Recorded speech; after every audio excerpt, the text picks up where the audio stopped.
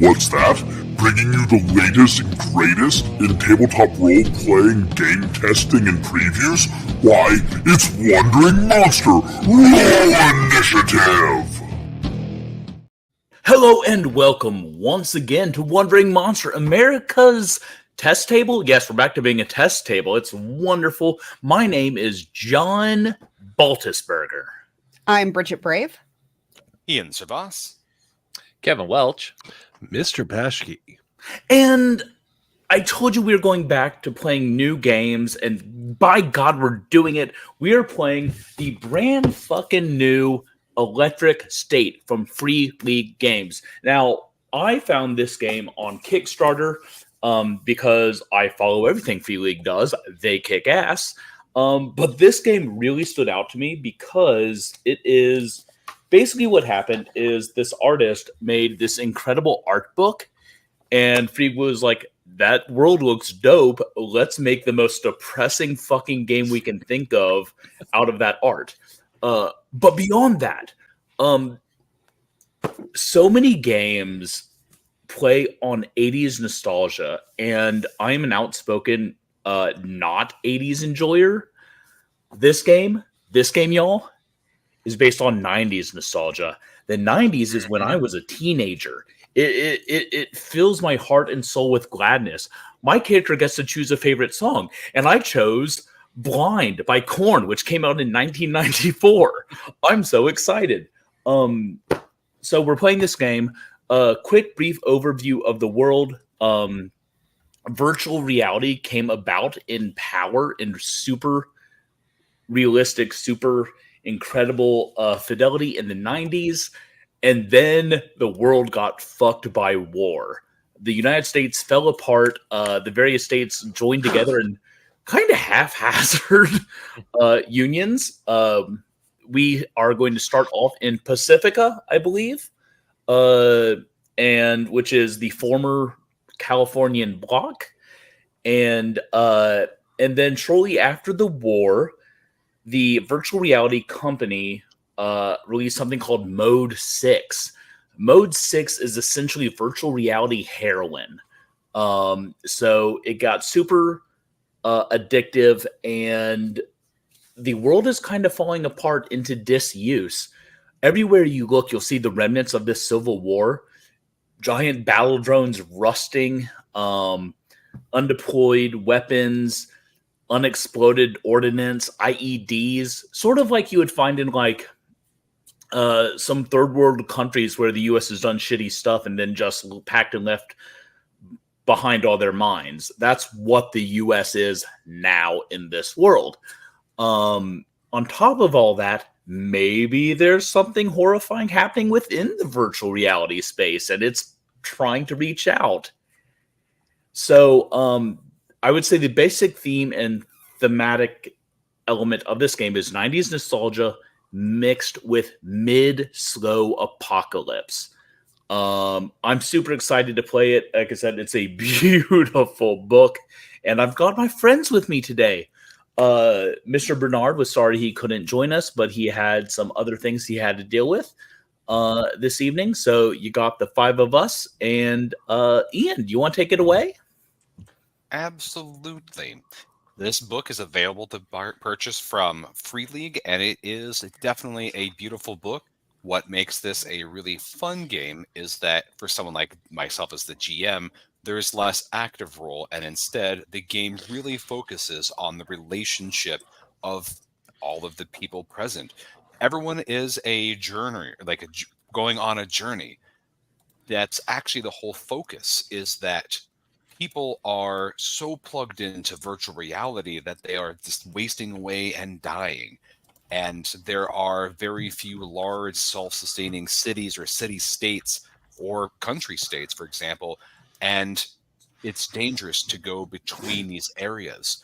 But that journey is the only antidote to the soul-sucking malaise, the ennui that is literally killing and destroying the world, the isolationism that's causing people to just waste and die away. So this crew here are people that all have a yearning, a dream, a goal, a destination. They all need to keep moving to find something in life that helps them to restore their hope in the future. Maybe it's helping other people, but we'll find that out.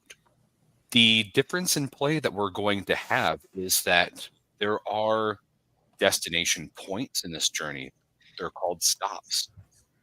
They're almost enclosed one shot, lots of action. But the function itself isn't such to focus on what we're doing, but it's really that you are focusing on how things play out.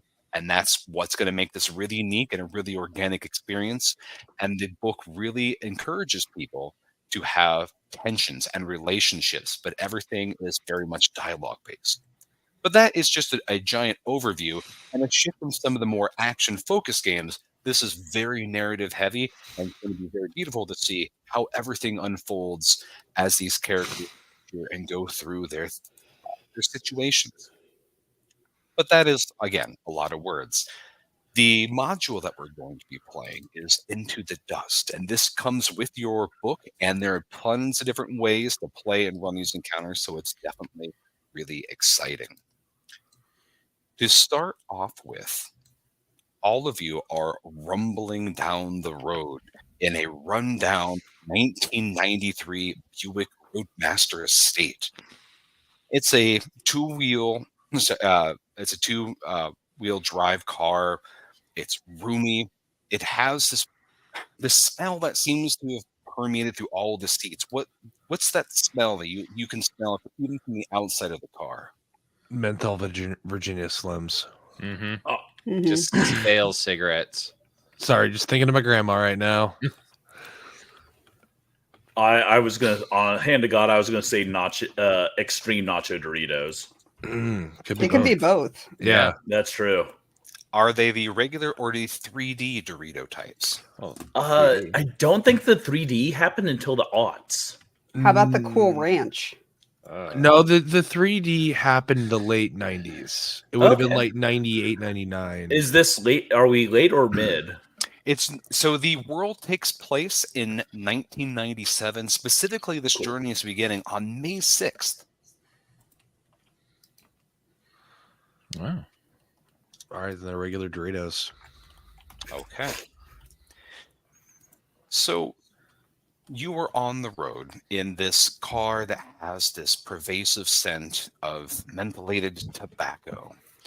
You have just left San Francisco Memorial City and you're heading east into the mountains. It's May 6th, 1997, and the world is ending. You are trying to reach the Prim border crossing to the Blackwell exclusion zone, which is about 650 miles away. The Blackwell exclusion zone is what is left of Nevada after the Civil War. The city-state itself was run into almost a state of almost oblivion by a large mining drone-based company. It has some city-states that are still up and running, like that almost mythical Las Vegas, but each of you have a reason that pulls you to this strange and desolate area. More importantly, who's driving the car right now?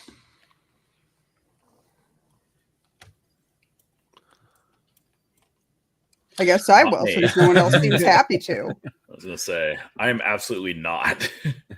I'm too important to be driving. Y'all know that. Look, I don't have the time for that. First of all, I have to tune my guitar. It's always important that it maintains tuned. Humidity and climate will affect that. And I think it's just one of the more important things is me to sit back here in the back right passenger side, tuning my guitar. Thank you very much. Strum. And I'm driving only because that means I get to control the radio at all times. So You actually preempted my next question, which is, what music are you listening to?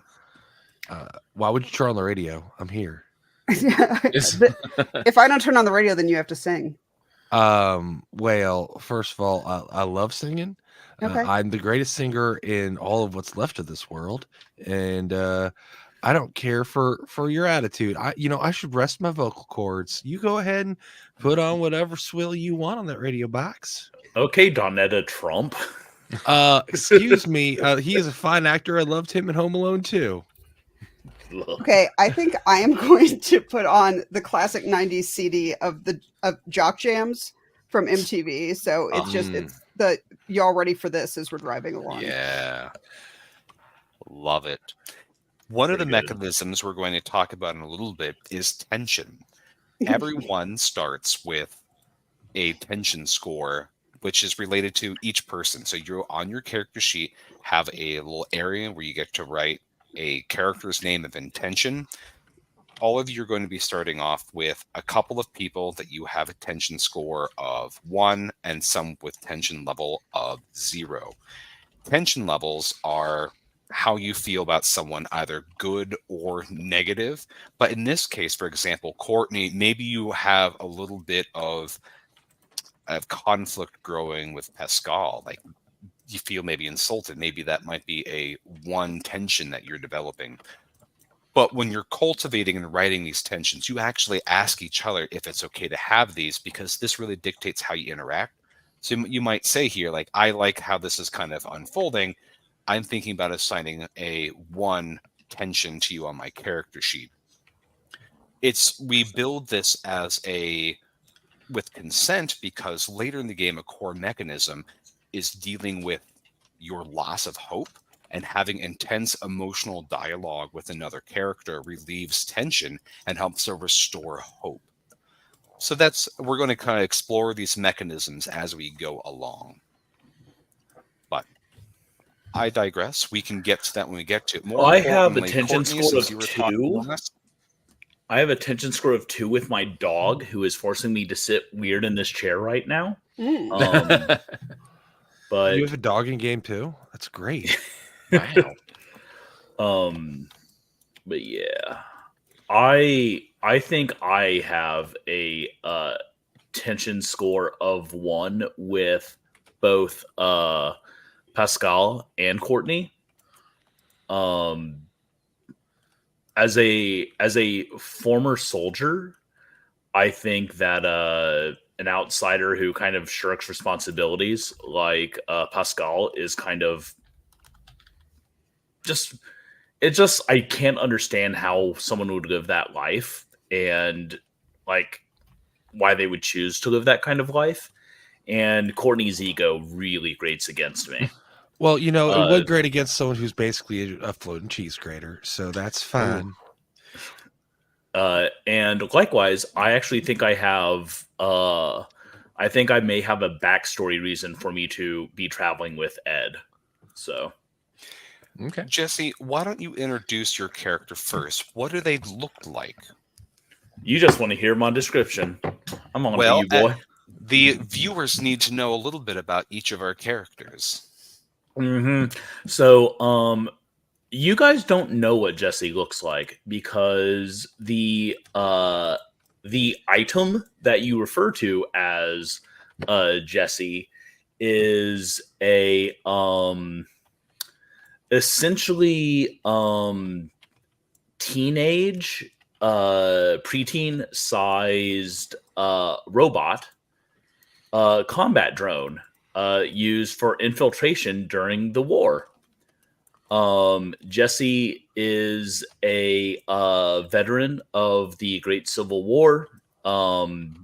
Unfortunately, he did not survive that war unscathed and was put inside a drone. That drone, again, is an unpainted, like gunmetal gray. It is human in shape, and like I said, a little slightly smaller than an adult. But does come with a built-in weapon and sensors, and is being controlled from somewhere else in the country by the husk of Jesse. But yeah, very very human shaped. Think 90s retro tech for the aesthetic, and you'll not be very far off.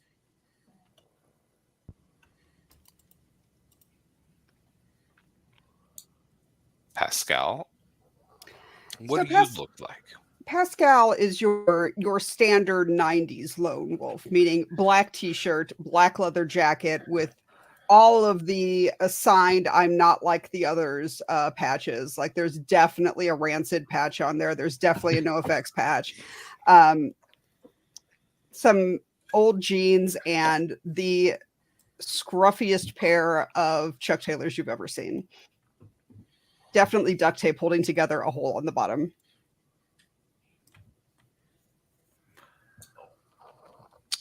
What about you, Ed? All right, Ed, who's also he's sitting shotgun and doing everything he can to turn off the rock jams or the stereo, trying to switch the station, kick the CD out because it just doesn't work for him. Mid late 30s, kind of stringy hair, receding a little bit. Looks like he hasn't washed his hair in a hot minute. Nicotine stains on his fingers and his goatee. Dirty camo shorts, stained t-shirt. He's wearing gloves, but the fingerless type. He looks like a dirty thief, like a dirty criminal, like somebody you would just kind of like you'd see at a party and you'd be like, I better find out where the hell my car and my wallet is. But the archetype I'm playing is criminal. So, I mean, the reason that we got this car even going is because I hotwired it and let Pascal drive because I couldn't be bothered. I'm actually kind of like rifling through like the ashtray trying to roll up a cigarette with all the half smoked cigarettes in there, and he's just kind of going with it and really doing his best just to try to get that CD out so we can throw in Rage Against the Machine because I mean, who doesn't love Rage? Courtney, with all this talk about music, what do you look like? Courtney's just this, typical early 20s girl that's set out to make her way in the world. Once everyone hears Courtney's music, they will know how great she truly is. I mean, what is it to look at Courtney as it is to see a song? Possibly the most beautiful creature in this car, definitely. Possibly the most beautiful creature in Greater California, definitely. Possibly the greatest, most beautiful creature in the world. I have not seen anyone that could come against Courtney. But anyhow, not to let all that belittle you come people that aren't as musically gifted, talented, beautiful, spiritually enlightened. I am the greatest thing to happen to all of you, and you are welcome. And modest. I love it. I'm going to punch myself in the throat. I can't tell you first how much I am hating this character that I agreed to play as I play her, and I just think, what a fucking bitch. God, I fucking hate this woman. Anyhow, so I would like you there, Jesse. Do you if I do this, bing, does that sound like an E to you? Can you have like a little? Can you move your little eye back and forth? And when I get closer to E, will you just keep it in the middle so I can make sure this is tuned correctly? Bing. You're not moving your eye. You're not moving your eye. Could you just real quick? Bing. I'm raising my tension with Courtney to 2.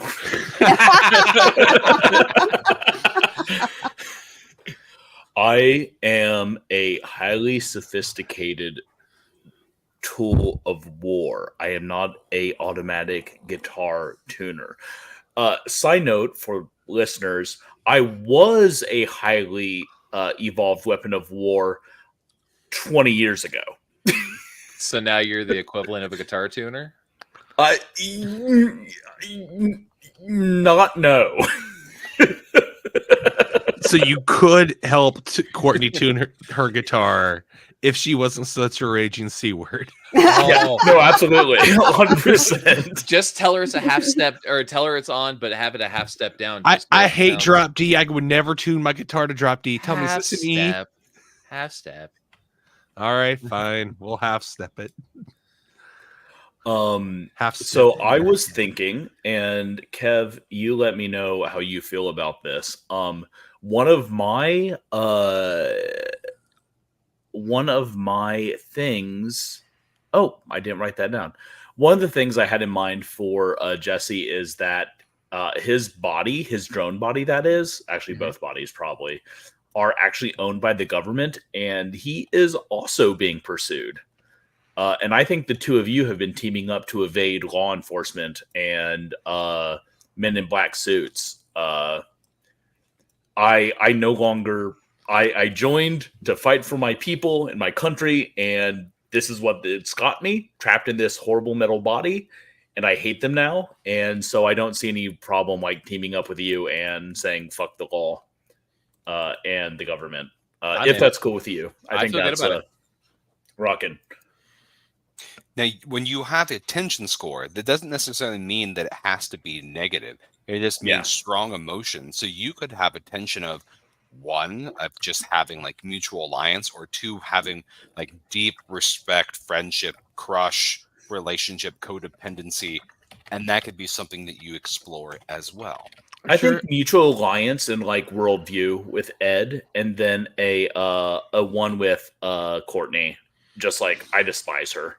All right, come on! You said it was a 2. You despise me as much as you love me. I know, but we're just setting up, and we got to go we got to build these characters over time. I can't go. Hey, my tension with Courtney's a 5, and I shoot her out of love. Jeez. And I'm going to, with that in mind, I'm actually going to set that as my starting tension for them. 1 on Courtney and 1 on Ed. And I don't really have a reason to dislike Pascal. I was just kind of trying to shoot stuff in the dark, and I think this works better.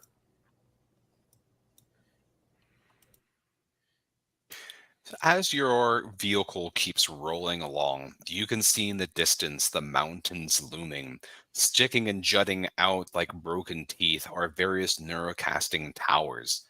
At the feet of the towers are various large robots. Hard to tell if they were drones or actually more of the servitor robots that were constructed to do labor, but it looks like some are just laying face down in front.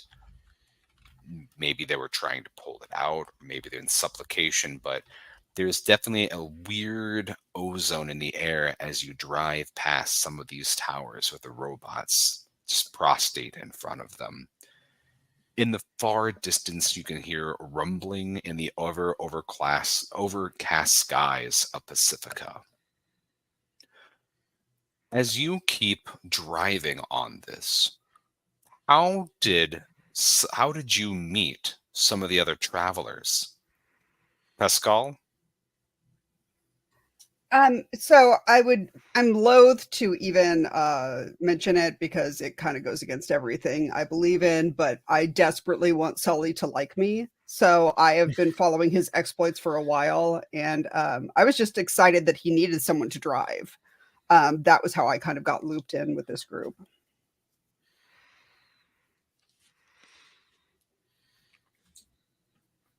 What about you, Courtney? You almost seem a bit out of place.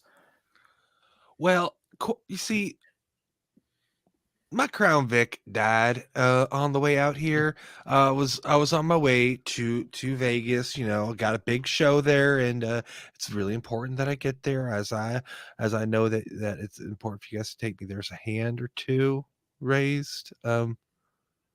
John's on mute. I have a suggestion if you need one, sir. For Courtney? Mm-hmm. Oh, okay. I believe in the green room we stated that your one of your flaws, like one of your threats, was that you were you owed money to some bad people. Yeah, I was not really wanting to look. I had to leave San Francisco. Not by my choice. It's their loss ultimately. What I was going to suggest is that maybe teaming up with Ed and Jesse would be a good way to get protection. That It was what I was trying to go for. protection would have been nice, especially considering my Crown Vic blew up. There. Unrelated. It's a pure coincidence. The San Francisco license plate rattling on the pavement might have sent a message to me. Not that I care. You're lucky that you picked me up. I'm just gonna let you know that, Ed Sullivan Theater. You son of a... Well, Ed had to get out of San Francisco after a botched heist that him and his partner Bishop were doing, and that led to Bishop getting shot by the cops and dropping in the street. He had to get out of San Francisco area, and he laid low for as long as he could. He ended up meeting up with Jesse, who was, doing the same thing, running from the cops as well. Formed an alliance, and they decided that they need to get out to I have it on here.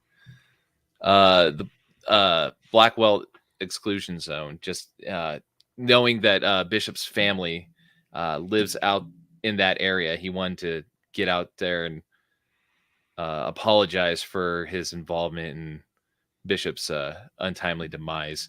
And it's better to do it in groups than by himself. Hooking up with Pascal, knowing that, Ed can hotwire a car like no other, but he can't drive for shit. There's just no two ways around it. He's nearsighted in one eye and farsighted in the other, but refuses to get glasses, so nothing's ever in focus. That's actually true. That's what I've got going on, which sucks. With Pascal as the wheelman and Jesse as his new partner in crime.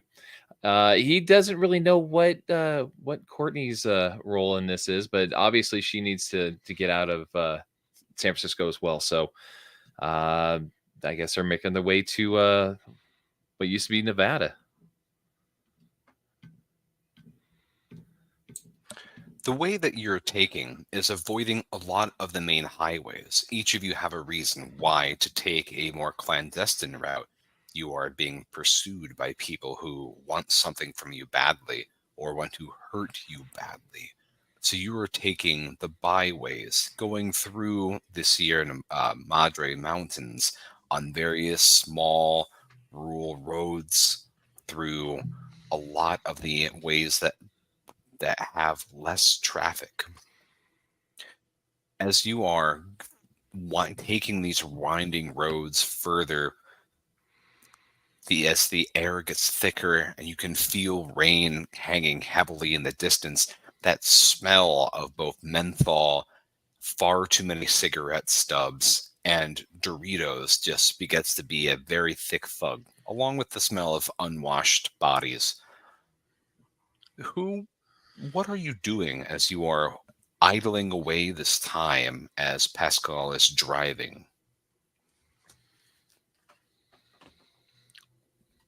You're on mute. Being glad that I can neither smell nor be smelly is where I'm at with that.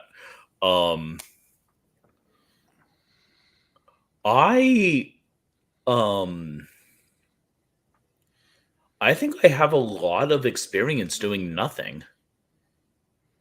I've been trapped in this body for 20 years.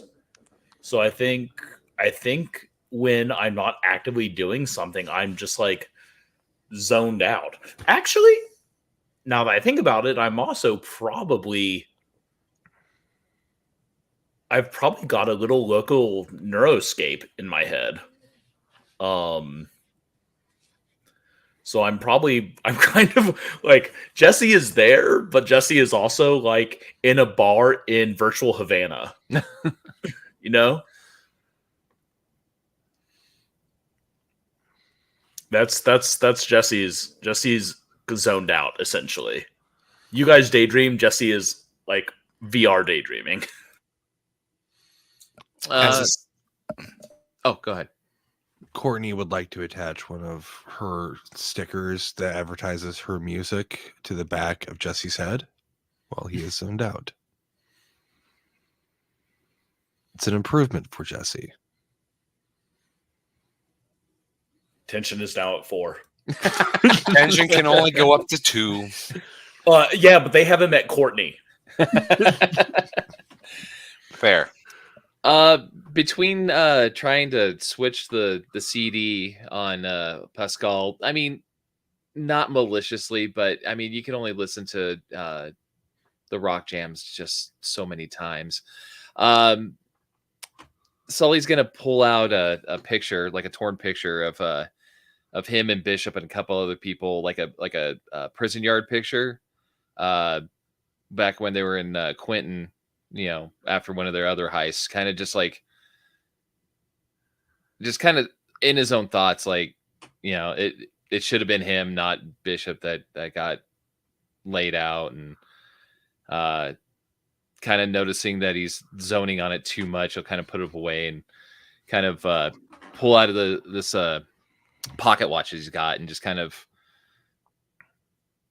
fidget with it in his hand, flipping it around, opening it up and everything.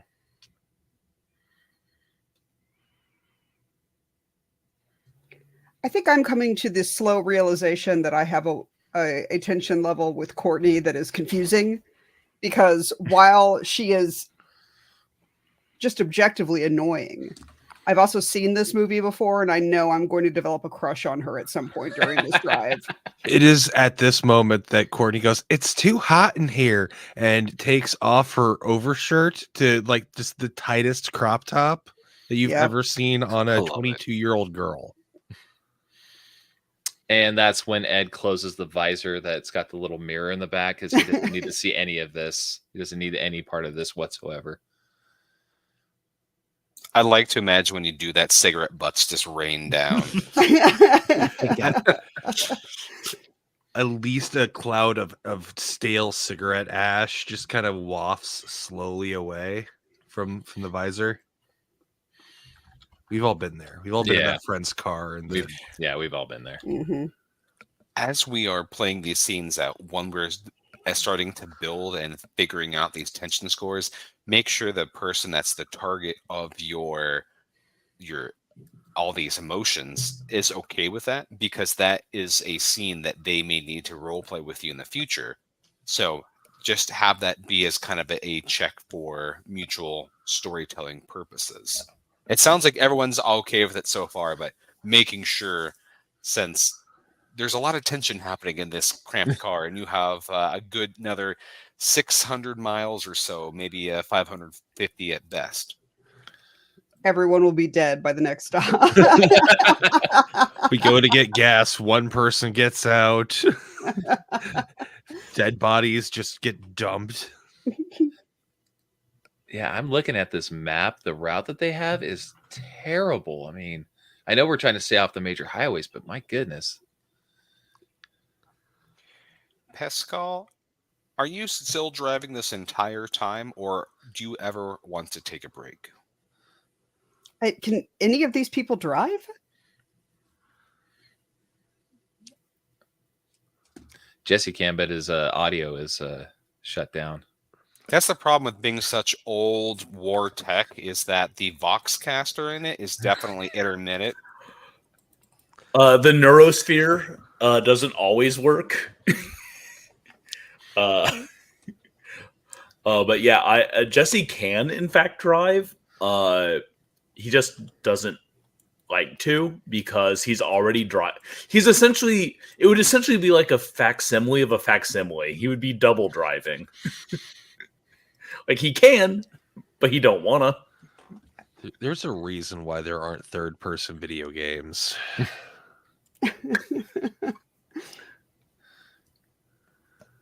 So then it sounds like that you're still driving, Pascal. Just chain smoking and driving. It's exhausting sitting constantly driving, hearing all of the Courtney singing in the background, the sound of Sully's teeth grinding together in antipathy.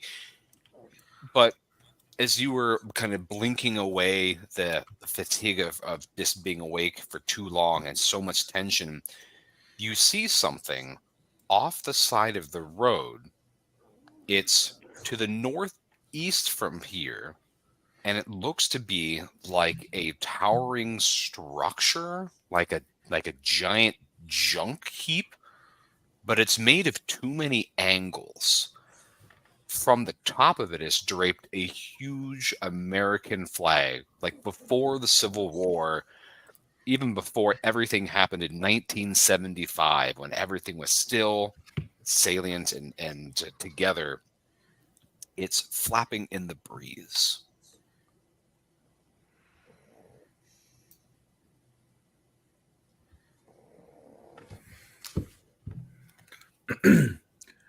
a old 1970s recording of the Star Spangled Banner begins issuing from Jesse.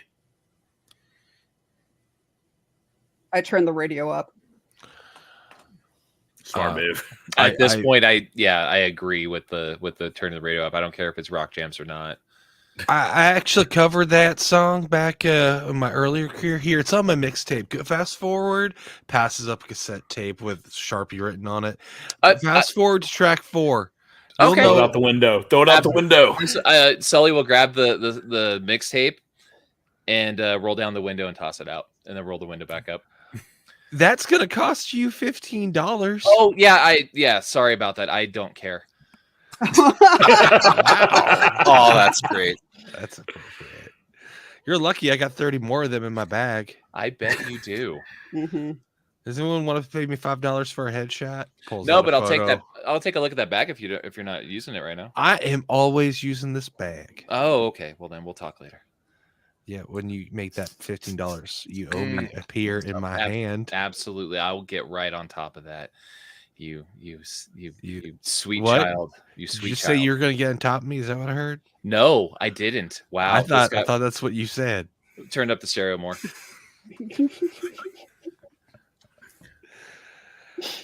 Pushes boobs together and sighs heavily. Vomits profusely in mouth.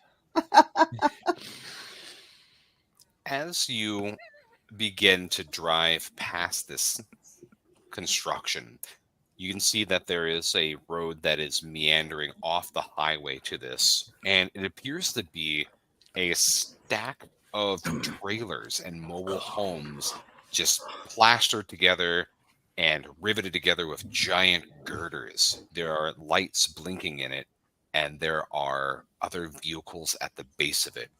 A detachment of motorcycles seems to be leaving this and heading in your direction.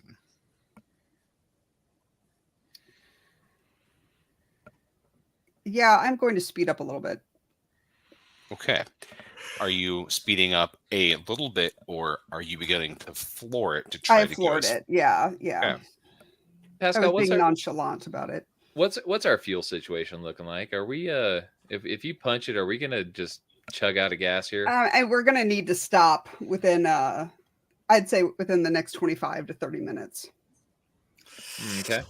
So this is John speaking, not Jesse. Hi, John. But we would all know that gas is not a super common commodity out on the road. We'll probably need to siphon or barter to get it. Mm-hmm. Maybe do odd jobs for, I don't know, some tiny community of trailers that are riveted together. I'm just spitballing random stuff, but we might need to make a stop in order to continue going. But that is obviously the GM's call, not mine. I was more thinking of carjacking a different car and just moving on, but that's absolutely also possible. Pascal, these motorcycles look like they're going to attempt an intercept course. You are beginning to floor it in this old, heavy car. The more that you are just slamming down the pedal to go faster, cigarette butts are worming out of various crevices that you're not sure how they got in there. The fabric above you begins to detach from the top of the roof, and it begins to drag on the top of your heads, getting caught in the wind. The road ahead is beginning to snake and decline as you are going further into these hills and these low mountainous areas. If you're trying to avoid these motorcycles, I'm going to have you roll the first roll of the night if you are trying to keep distance from them. Now, rolling in this we're going to be rolling far less in this game than in other games because any roll indicates a high chance of danger, but that is going to be the way that you can guarantee having distance between you and these people whose agenda you're not sure what they are. What do you decide? I'm going to try to avoid them. Is this going to be an agility? This is going to be an agility. All right. So are you wanting to make the roll? Yep, I want to make the roll. Okay. After you roll, we can also talk about pushing. Yes. So how rolls work in this is that you are going to roll the number of dice equal to the stat that you're checking. And then to pass your test, you need at least 1 6 as a success. 1 6, 4, 5, 5, and 6. Nice. All right. Then you've been on edge for so long and are just nervous. You know that you're being pursued by people, and having people come up behind you is just triggering all of your danger senses. You floor the car, you grip white-knuckled, and you maneuver the car. This is probably the fastest this car has ever gone. What are the weird sounds or warning signs as you begin to push this car into overdrive? There's definitely something rattling that sounds like a piece of metal in a tin can inside of a paint bucket. And it's just like going nuts. I think it's coming from the hood area. Like when the struts is going out or something and it's starting to get speed wobbles? Look, or? I just drive. I don't know the car. That's fair. We just found this. The catalytic converter of this car got stolen a while back. And we did go through Modesto, right? Yeah, it does that. It does that like juddering thing, like where it feels like it's about to stall out, but doesn't. That's really kind of like heart wrenching. Kevin knows what I'm talking about. Mm-hmm. You can see that the motorcycle is behind you. One person, and that you see them in the rearview mirror. It looks like they're holding up a gun or some device and firing wildly in the air. And as you take a very steep turn downwards, you lose sight of them. As soon as the gunshot goes off, Jesse's bot sits bolt upright,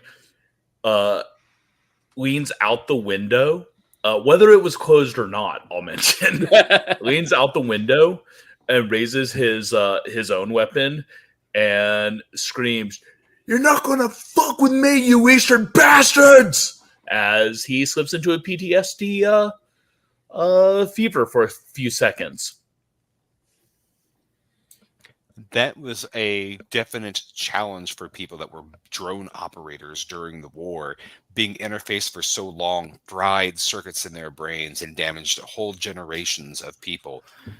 This type of PTSD in general is debilitating for anyone who suffers it, but it's doubly so as it's permanently fried into their circuitry as well. Yep. Okay. Yeah. You have evaded these people, whatever their motive is, and you're noticing, like you said, your vehicle is beginning to drain fuel fast. This is not a fuel-efficient car, and you're flooring 80 plus, or at least that's where the needle is sticking. You're not sure if you're going faster than that or not. Given all of those weird sounds, in the distance, you can see that this interstate highway begins to level out and make a straight shot. On the sides of both sides of the road is shattered earth. It looks like there may have been some tectonic plate shifting. Maybe it was some type of construction or damage from the war, but the shoulders get increasingly rough as you go along. In the distance, maybe about a couple miles off, you can see some blinking lights on the highway. I'm assuming that you probably left a little bit before noon, and you've been driving for a few hours, so you still have plenty of daylight, but the heat haze makes it a little bit difficult to exactly see what is in the highway middle of the road up ahead.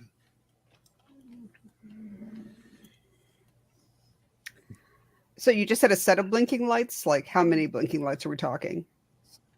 It looks like 2, and they're cycling in place. What colors? Yellowish. Okay. That could be a stalled car. Could be a trap.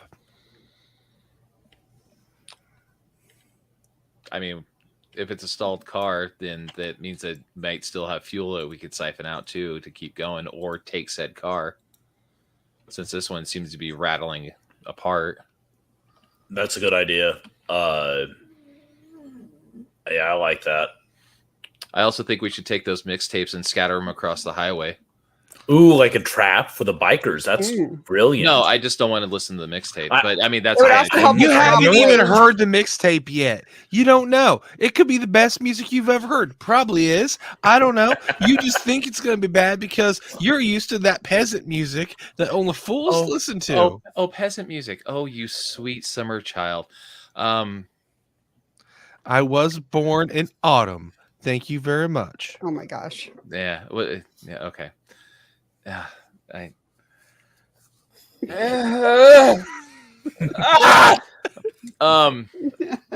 So we got blinking lights about a couple miles out. Mm-hmm. Okay. I'll look over to Pascal. It's like, I mean, it wouldn't hurt to check it out. And normally I would go against this, but because Sully suggested it, and again, desperate for approval from the cool guy, I will. I'm going to head towards those blinking lights and pull over. Does anyone other than me have any weapons? I have a knife. I have a no. No, Ooh, I do that sounds not. powerful. Oh, okay. I have books. Oh, Knowledge is power. Yes. I have the power of gun. ooh. We've got book club, books as clubs. I have the I do power like that. of music. Yeah. All we need is Ian has the power of friendship, and now we can summon Captain Planet. I was the cleric of friendship at Pashki's wedding. Oh. Aw. So Yeah. so- No, yeah. Okay. I guess we're stopping for this thing. Let's as do it. you are driving closer to it, the heat haze resolves, and you see that the light is actually a construction vehicle. There's a large truck that has blinking yellow warning lights. It looks like at one point that there was some fresh tarmac that was being laid out, but the construction workers are just loitering around in a haze. Each one of them is wearing a Neurocaster. One is standing in the middle of the road next to the truck that's blocking the roads completely, just staring off into the distance. Another one is slumped, leaning against the truck, and another one is completely spread eagle off onto the ground, perilously close to slipping into one of the giant furrows running into the earth. Are they plugged into something, or are they wireless? Well, the guy that is standing near the truck, it looks like it's jacked into the truck. The other ones, you can't quite tell if they're wireless, if they're plugged in, if they're alive. Gotcha.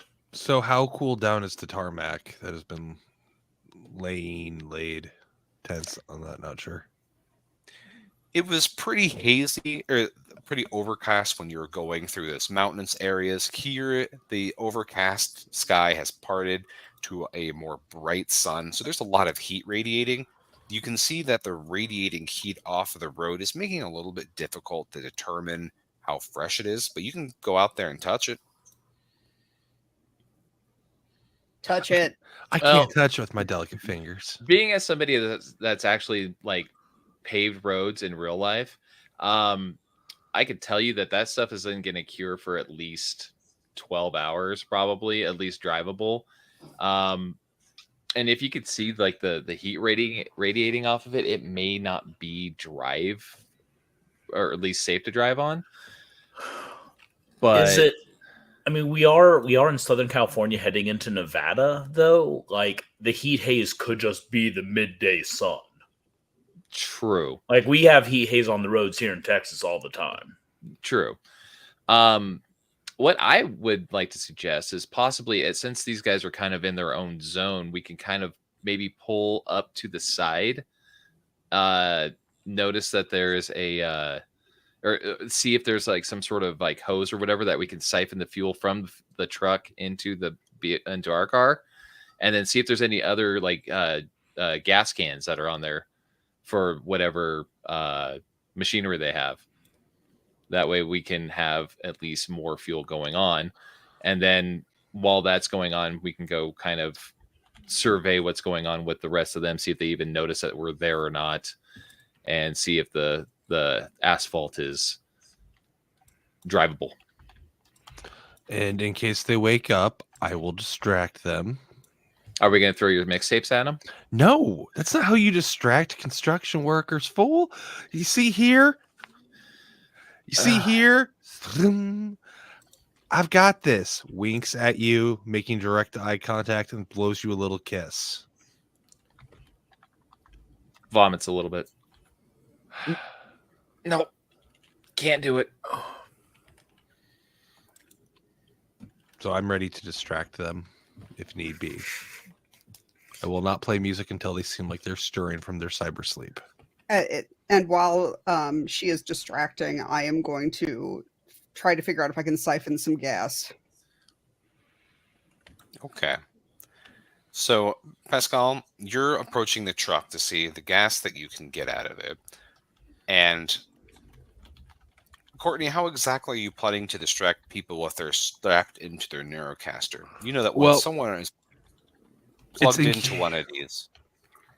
Sorry, go ahead. When someone's plugged into one of these, they can be pretty oblivious to reality if they're like completely enthralled. And ideally, they are completely enthralled. Oh, so actually, I shouldn't have to do anything. Ian, I want to check to see if any of these guys are using the STE Mobile, I think it's called, which is the model of Neurocaster that does actually kind of allow you to be aware of your surroundings while you're wearing it. Mm-hmm. They seem to be jacked into some type of. It seems to be since it looks like it's localized to the truck, and the truck has an antenna sticking out the back. Maybe it's a local net. Oh no, not the Neuroscape, the actual headgear. Yes, the headgear. Yeah. No, these do not look like the mobile. These are type. more of the standards that are. Gotcha. Cool. Mm-hmm. Yeah. Then, so long as we are not obnoxious and like drawing attention to ourselves, we should be able to just like waltz in and do stuff while they're jacked in,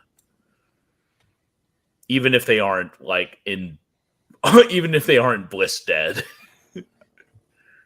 I think. So, Pascal, when you check out the truck, you can see that there's plenty of like jerry cans of gas in it. If you're looking at the truck itself, you see that this truck is running on diesel, although you could siphon whatever's in this truck. But you know enough about cars that siphoning is going to be detrimental. Let's start grabbing some cans. Can it up, guys. Okay. One of these jerry cans is full, giving you a good 10 gallons.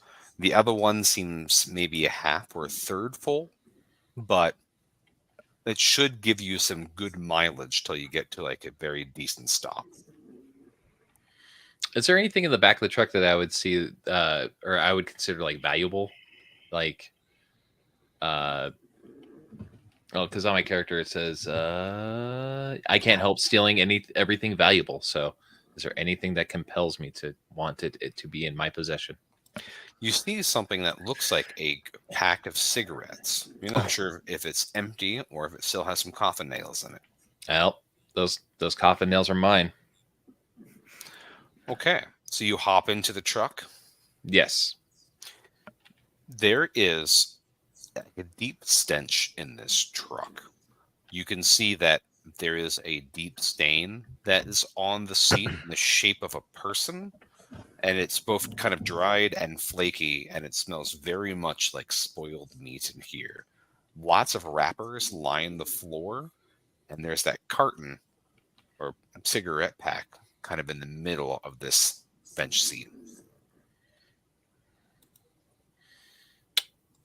I'm going to reach over the pile and I'm going to grab it, and I'm going to get out and I'm going to let the rest of the crew know what the hell is going on in there.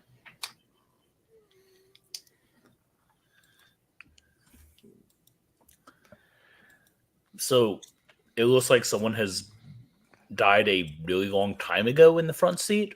Is that what I'm hearing? Are you asking Ed or me?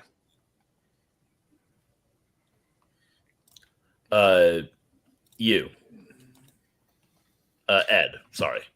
Oh, yeah, I'm going to relay the message, and it looks like somebody has died in this in the driver's seat quite a while. But for how long have these been plugged in? It's disturbing. Can we use this gas? The gas in the jury cans we can, but not in the truck itself. All right.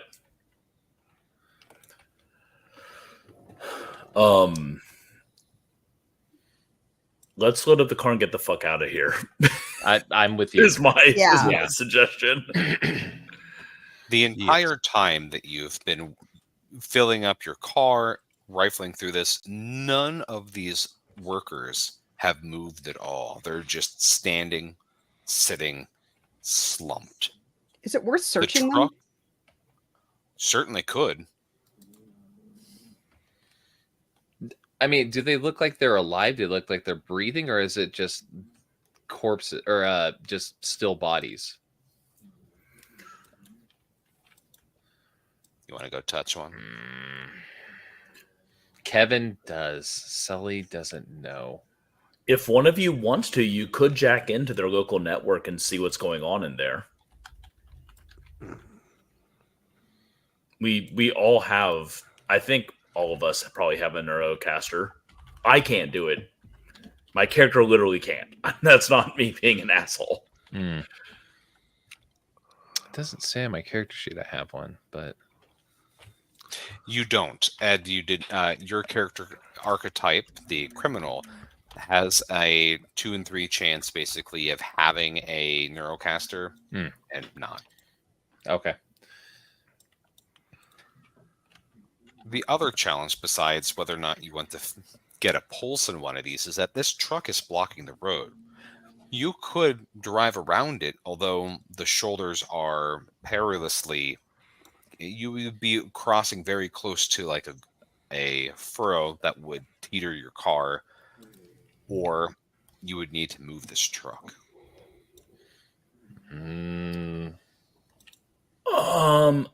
Which will also pull any of the guys connected to it, which would be a little scary.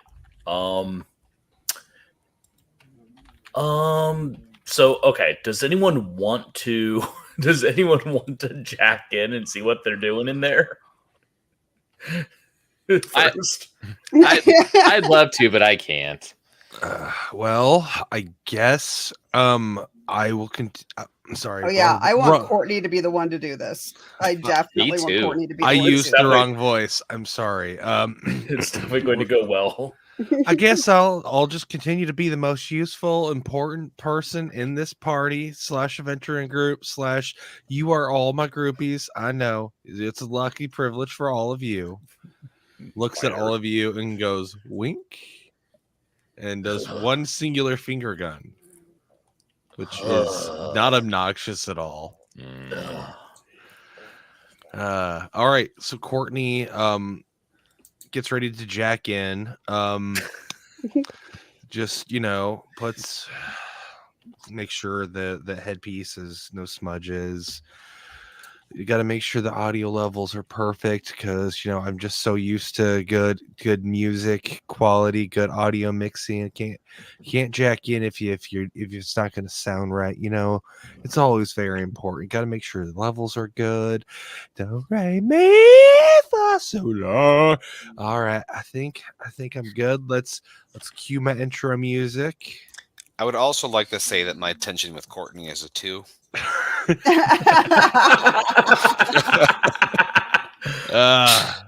I'm glad we can all hate her as much as I do. I'm hoping that through this journey, you overcome your flaw and you develop as a person. I'm hoping that this is one of the few times Pashki's character dies. I was about to say, comma, or dies a horrible death. I once wrote a book and I hated the character so much that I completely rewrote the plan of the book just so that I could torture them because I was so sick of the character. Nice. All right, so Courtney and Jackson to the construction workers MySpace page. Okay, so you're going to be neurocasting, the first neurocasting of the day. Okay. You have a really one of the more cool Johnny Jolt themed neurocasters, which is marked by not only its sleek, cool character, like cartoon character design, but also it has a very powerful graphics card. You know that any time that you jack into a neuroscape, it can be dangerous because it hijacks your dopamine system. It puts you into this hyper realistic world, and it can be all kinds of worlds. If you don't know what you're getting yourself into, it can be very dangerous and deadly. The worst problem is that you always run into the possibility of losing yourself into the dream world. When you are interacting in a neuroscape, you may start taking points of bliss, which is where you start to subsume yourself into this space and never want to get back into reality and just starve to death unless someone pulls you forcibly out of it. So you're taking a significant risk by just going into this system where you see other bodies are catatonic. The transition at first, there's that little burst of static, that taste of tin in your mouth, and all of a sudden you have popped into a completely different space. You see that these workers aren't in their mind, they're really in a dive bar. There are just cans and cans of Colt 45 around a table that is just absolutely dingy, but in the best way. There's that lingering scent of a cigarette that's been burnt out for long enough where it's both sweet and yet ashy. And it looks like there's a poker game that is in progress with a huge pile of money. You see the workers are around this table, each one of them staring at each other, locked in a very tense final hand. In the background, a drone is constantly opening and refreshing cans of beer and 40s, and also putting out fresh bowls of peanuts and replacing with a fresh bowl of pretzels over and over and over and over again. Okay, so should Courtney, Pashki asking, actually go over and interact with them, or just poking my head in, having a look around, and then they're just playing cards, y'all? Yeah, my suggestion would be that latter option of like, okay, I found out what they're doing, and like Courtney is annoying and obnoxious, but is she actually stupid, or is she, does she have some intelligence? Because if she's intelligent, she's going to be like, all right, well, fuck this noise and come back out. I think. Agreed. Okay, because obnoxious, ego on character sheet, completely full of herself, leaning into that probably too hard. Will be determined by the escape. But yeah, so I think she would just take a sip of the Colt 45, go ew, and then log off. Okay. As you attempt to log off, you begin to there's that smell. There's that tactile feeling about being in a dive bar. There's both that freedom and there's that malaise. There's that thing that just makes you want to keep drinking, that desperation that's pulling you into the stagnant place, this thing that wants to hold on to you. You find yourself almost unable to willingly pull yourself out. You feel yourself drawn into this place. And the longer you stare, you feel the drab colors bleeding into you, the dark nicotine stained walls just kind of holding you down. I need you to make me a wits check to see if you can pull yourself from this torpor. 3, 4. Okay. 4 dice, right? Because my wits is 4. That's correct. All right, so there's a 6. There's Okay. 2 5s and a 3. That's very important because if you were to start rolling 1s, then bad things can start happening in this instance. You are just so repelled by that taste of that Colt 45 that you're just, nope, ew, I want my Cosmo, and you pull yourself out. Well, that's not true at all. Courtney is not a cosmopolitan girl. Courtney enjoys Prosecco. Courtney enjoys cranberry juice, but not in a cosmopolitan. A white Zinfandel kind of girl. Oh, God! Don't get me started on White Zen. It's so pink. I was gonna and- say and Mad As Dog. soon as Courtney unplugs, Jesse is going to pull open the door of the truck, and just kind of with a metal boot kick the corpse out, like not out of the car, but further into the truck, and they get behind the driver's no seat and corpse. attempt to move it. Oh, I thought the There's no corpse corpse. was. It's just the outline of where a body It's was. a former corpse. Gotcha. Okay, sorry, I misunderstood. I'm going to get into the driver's seat and I'm going to drive this car into a furrow. Okay. You're going to My drag fault the is that I people do not care attach- about my body. Okay. So you're doing this regardless, as the word goes, of the people that are chained to it via their neurocasters. Yeah, they'll Okay. either be dragged along with the car, or they will be pulled out and immediately experience bliss fatigue and not be a threat. So, All right. You pull the car, the truck, and you just drive it. You drive it backwards or forwards? backwards. Okay. As you are backing up the truck, it makes the very loud beeping sound that just echoes into the distance all around Forgot you. about that. Sorry, Followed everyone. by the loud, agonizing crunching sound of breaking bones as you drive over the person that is behind the truck that's slumped against it, and then the person Mhm. that's laying in the field behind it. The person that is tethered to the front starts to be pulled by the helmet, and you hear this scorping sound as it pulls off from his head, pulling a layer of flesh with it. He blinks with these very beady eyes, arches his whole back, and wails and looks for the first person that's nearby in a wild frenzy. Who else is still standing outside and not inside the car? It would have probably have been me, being as I Looks pulled at up. you and just incoherently wails, pulls out what looks to be some type of multi-tool just in a wide grasp and charges after you, screaming nonsensical things.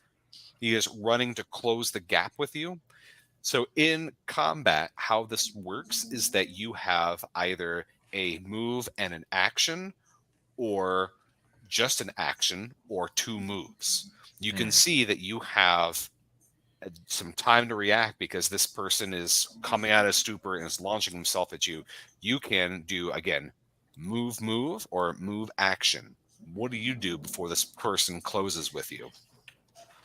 I would like to not fight this wailing maniac, and I would like to move to the car.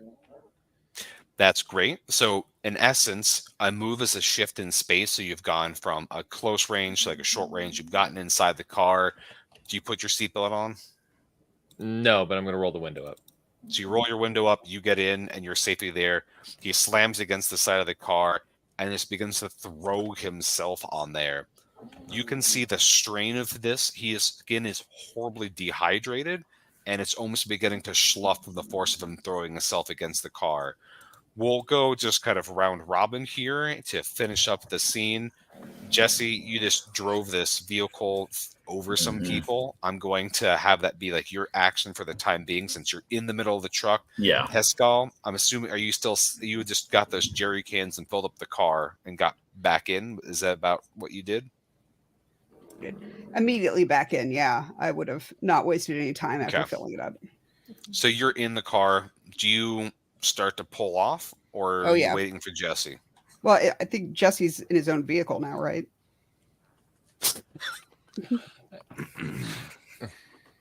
Yeah. Technically. Yeah. Also, are we caravanning? I don't think I've gotten to the car yet. Okay, then I will wait. Jesse said the second I unplug, backing up. So this is what has happened, and then Jesse backed up. Yeah. I like how this plays out because Ed is inside the car.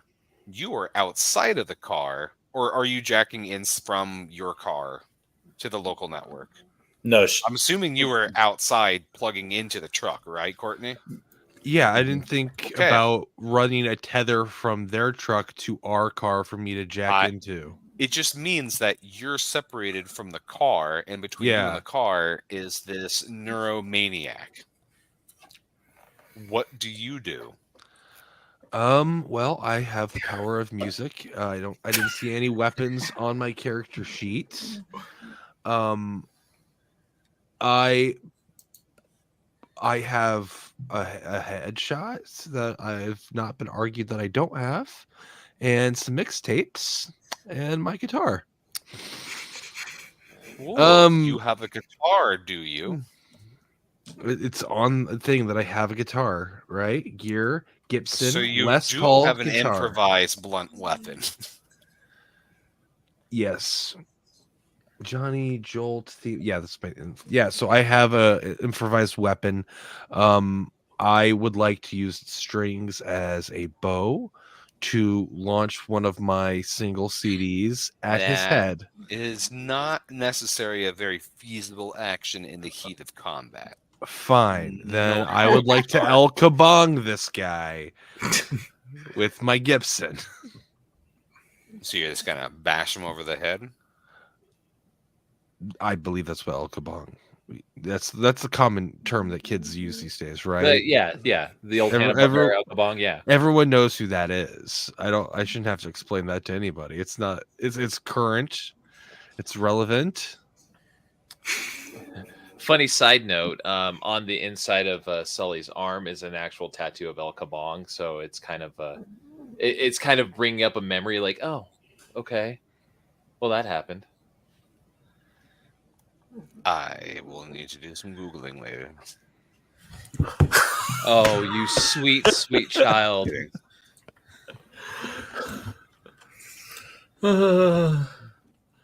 My dusty bones. Back in my day. Oh, I was thinking it was something completely different. Not okay. I feel vindicated. I was thinking of some obscure musician, not the old comic reference. So, all right. Okay. So you are going to be engaging in close combat. We'll make this as a quick encounter, so that way we can still have some time to finish the scene and have announcements for today. So as our first combat roll, basically you are going to be doing almost an imposed roll against this person. In combat, you basically, when you are announcing an attack, the target can either choose to do one of two things, either take the hit or fight back. in essence, this is before you do your roll, because if you decide to take the hit and the attacker, if the attacker misses, then the target is able to use their next action freely. If they choose to fight back, you can attempt to parry or dodge or avoid the attack, but then it cancels their next action. So there's a little bit of pushing risk reward there. So go ahead, and if you are going to make your attack, you are going to be making a strength check. And the damage for an improvised club would be a base of 1 with a bonus of 1. All right. So does that mean I still roll 3 dice, or yes, you're going to roll 3. You're going to roll 4 dice because you have a +1 bonus from the improvised club. Not very. How many 6s did you get? So 6s are on the dice. They just aren't facing up. Okay. So you have no successes. Either that means you totally whiff, or you're also facing one of the first times of the evening where you could push your roll, which basically means that you can re-roll any dice that are not 1s or 6s. You can do that, but it costs you a point of hope. I'm going to do that because I can roll all my dice. So that gives me another chance to get a 6. And now I'll have 4 hope. That still no 6s. Ooh. Okay. So you lose 1 hope. Did you have any 1s from that? No, still no 1s, still no 6s. All right. So not a devastating loss, but you didn't do anything. This person is so crazed. They just stood there to take the hit, and they are going to launch their attack against you. You can choose to fight back, and if you do so, which is basically you're going to attempt to dodge or parry it, you're going to lose your next action, or you can choose to take the hit, and then you'll be able to still have your full action next turn. What do you do before they roll? I'm going to take the hit. I'm going to take that. Okay. All right. They are stand by. So this person is now beginning to foam at the mouth. Their eyes have gone from pinprick and have adjusted to the light, and see their eyes are just horribly bloodshot. The tool that they have in their hand is large and heavy. It's kind of a combination between a wrench and some type of an electrical tool. The strength of 4, so that is 5 dice that they roll. And that is 3 successes. So that is a total of 4 damage that you take from one swing of this. You hear the sound of like a pipe hitting a skull, making that dull resonant sound. How many hit points does Courtney have? Currently, -1. Oh, okay. no. You are not dead, but you are completely downed.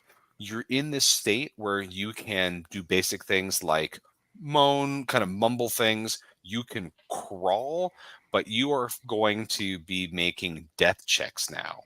In essence, over the course of 3 rolls, you are going to be rolling 3 dice, and you're either going to be rolling until you get 3 6s over the course of those rolls, or if you get 3 1s, if you get 3 6s, then you're able to basically stabilize. Otherwise, if you roll all 1s, you are toast. Okay. So we'll begin at next round. All right, top of the initiative, Jesse, you've just crunched and disassembled 2 humans, and now we're hearing the sounds of screaming and other bones breaking that you weren't breaking. I would like to break more bones, actually. Oh, okay. I'd like to do that by driving a car into a maniac. Now, because Courtney is on the ground next to the maniac, you have a high chance of possibly hitting Courtney the attempt. Do you want to do the attempt? Let me ask 2 questions. I'm picturing Maniac. There we go. Maniac, or sorry, Courtney, Maniac, me. So I'm hoping to hit stop. But if they're right next to each other or they're parallel to each other, then that's one thing. The second question is, does it look like Courtney's alive? Or do I think this man has killed her? She seems to be writhing a bit. I thought Okay. the question you were really going to ask is, if you ran over her, would you destroy all the Knicks tapes too? That was our chance. That was our chance. No, I'm not actively trying to murder everyone. But no, seriously, are they directly next? Like I can't hit this guy without hitting Courtney, or does it look like I could like body check him with the truck? I'll need to have Courtney clarify that. In my mind, I imagine because the person was so close to the vehicle, in order to get to the vehicle, she would have to fight her way in. So I imagined it was the Right maniac next to each beating other, on the got side it. of the truck right next to Courtney on the ground. Fine. Is that how you imagined it, Courtney? Yeah, that's pretty much how I saw it too. You would hear a Okay. gurgling noise of. Ooh, her singing has improved. Yeah. All right. You ready for the concept album? Fine. Jesse kicks open the door and marches towards the maniac, raising his fisted gun to fire off a shot. Are you doing this in short range or close range? If you're doing it right next to him in close range, well, you need to use one movement to close the gap. Yeah, but I'm then going to move and then fire. Your stat. If you do it from short range, then you'd be able to use agility as your modifier. They're the same stat, Okay. but I'm marching towards him, so I'm adding 2 because I'm using a drone.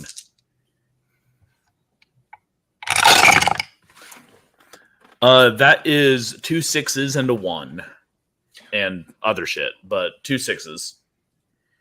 Okay, and you were rolling what, 6 dice? 5. Okay. I think that's correct. I see. Yeah, that's correct. You had 3. I was thinking it was 4. Yes. So you have 2.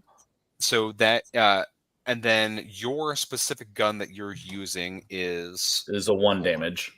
1 damage. Okay. So then that would be 3 damage that you would do to the construction person. You fire into them and they churn. The eyes are still just absolutely wide, and there's a huge sucking hole in their shoulder, and their arm droops.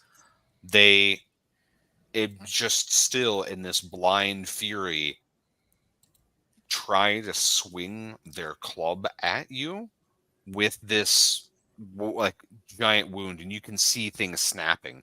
The arm breaks at the shoulder and drops the tool and goes limp. He then just slumps into you, trying to bite your shiny metal. Well, I mean, if this bite my shiny it's pretty dull metal. Yeah. Breaking teeth on you, completely oblivious that he can't not gnaw his way through your hide. So the rest of you see that you in essence disarm this person. He's not dead, but he is somewhat I feel like it's too punny to say disarm, but that is like the best way to describe when you've taken the arm out of someone, the weapon out of the arm. You disarmed. It's disarmed. Absolutely. How about incapacitated? Incapacitate is a much better word. Absolutely. So we can play, unless there's something else you would like to finish off the scene, you could be piling the car, dragging Courtney's pretty battered, concussed, bleeding body into the car and drive off from this scene. I do on accident leave her bag behind with the mixtapes. On total accident. I don't believe that at all. I threw it outside. Accident. All right. If it was an accident, why did you have to say it was an accident, John? Why didn't you just flip a coin and go, oh, looks like I forgot? And by accident, you accidentally. Hey, over. Patchkey, I rolled to remember. Sorry, bud. Okay, thank you for trying. I appreciate your effort, John. That meant a lot to me that you would Of course, try. my friend. Thank you. So you were able to peel off from here the last part of this scene, and we can skip this if this adding too much would be, oh, you've moved the truck. That's right. So there is no obstruction. You're able to just drive off. Mm-hmm. The question left, Pascal, is as you are maneuvering the car, do you pivot the vehicle in such a way to run over that construction worker who's still kind of writhing around, or do you let him continue to just flop on the highway? Both options are super mean, by the way. That's life, baby. It's the 90s. What would you like to do, Pascal? So did he successfully get her into the car? Yes. All right, then I think it's time to get the hell out of here. We need to head back to the road. But you have an option. You can either run over Courtney's bag of mixtapes or run over the construction worker that's still writhing around. Can we put the mixtapes on top of the construction? Yeah, worker? there's no way to get a twofer here. Nope, you have to choose. Can we? These are hard choices, baby. You can't put it on top if you forgot it, John. Why would you do this to Courtney? Why would you make her hurt like that? I'm taking out the bag. I'm taking out the bag.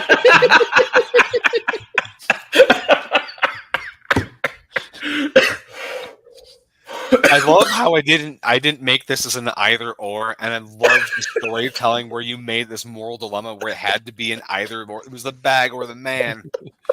Love it. We chose correctly. I don't think the guy did anything wrong, really. That random construction worker did nothing wrong. The good thing to do is destroy the mixtapes, so that way he doesn't come to his senses and then listen to the shitty music. But Courtney, however, how could you take away my music from the world? It's a gift to man. It would have given him clarity. Right now, she's trying to survive a brain hematoma. So right? Yeah. Chill. But in the back of her head is blood. It's all bleeding. So we can't. So you have finished this encounter. These are little pit stops that are optional along the way, things that give flavor. The major parts of the game are when you do a full stop, which is where you are interacting almost with a one-shot in of itself. This gives us an opportunity to explore these mechanics, great opportunities to develop the characters as well, and then next session we can go into the full story mode where you bring out all the stops and really interact with the world and everything that brings it. But with that comes announcements.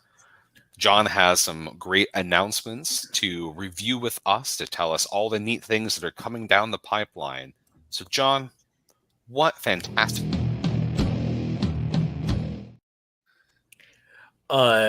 I know that I didn't have to cut you off with that, but I deserve much it. Much like Courtney, I had to let the music take my path forward. Hey, I'm gonna let you finish, but Courtney Draper was the best artist of all times. I'm gonna let you finish. Okay, Kanye. Yeah, so we have just a couple of announcements to make. On the book front, if you weren't aware, Charles Bernard's new book, Black Sunrise on Piss Earth, is out now. It is a nonfiction book, his very first, and it is a book that explores the development of fascism in occult circles, and their kind of parasitic relationship, and more importantly, how to fight and combat fascism and bigotry within neo-occult circles. So really recommend you get it. It's a really important book, especially in this day and age as we kind of go into a really terrifying election cycle. So that's out. Art by Gabriel Quiroga. Cover art was by Gavriel, who did Warplands and Hell Knight, a lot of games that we really love here. Great friend of the podcast. Several of us have worked with him numerous times, and will continue to do so. He's a great guy. Another book coming out is friend of the show and Madness Heart Games layout artist Nate Southard got married this weekend. Woo! Nice. It was a beautiful wedding, full of heteronormative bullshit. And Nate is super happy, and we wish him the best. But I say all this to say that Nate wrote a super fucked up vampire book, and it is going to be out next week. It's called Lights Out. Our editor-in-chief, Lisa Tone, says it is the best fucking vampire book she has ever read. So it's going to be out next week, so you can get it in time to read for Halloween. Really amazing book. Again, that's Lights Out by Nate Southard. Again, on the book front, if you're in the Pacific Northwest, Bridget and I are going to be at BizarroCon this November. That's November 6th through 11th. 6th through 11th? 7th through 11th? The Thursday, Friday, Saturday, and Sunday, that first week of November, or I guess second week of November, technically. If you've never attended a BizarroCon, it is a weekend full of weirdness, storytelling, craft work, and camaraderie with essentially the best people in the literary scene. So I know Bridget and I will be there. Michael Allen Rose will be there. Danger Slater, Garrett Cook, a ton of Madness Heart Press people. And on that note, Madness Heart Press has a book on the Wonderland Awards, specifically Gush by Gina Rinaldi. But that's not all, friends. Ya boy, my book, All I Want Is to Take Shrooms and Listen to the Colored Nazi Screams, is nominated for Best Collection at the Wonderland Awards. So if you're in the Portland, Astoria area and you want to attend a really cool event, come to BizarroCon, and maybe you can come to the Wonderland Awards ceremony and cheer whoever wins, because it's going to be amazing. Finally, and I finally get to gaming news. Overgrowth is out now. The paperback books, the codes for the print on demand have been shipped out. The hardcover books left my house yesterday in the mail. And they are now, the game is now available on both itch and drive-through RPG. That's Overgrowth. It is, all the art was done by Simone. Nate Southard did the layout. I did all the writing, based on a system that Ian helped me develop for Splatter League. It's a really good game. We played it here. You can catch it on the VODs on YouTube. Please check it out. And if you like it, leave a review. It really, really, really helps us out.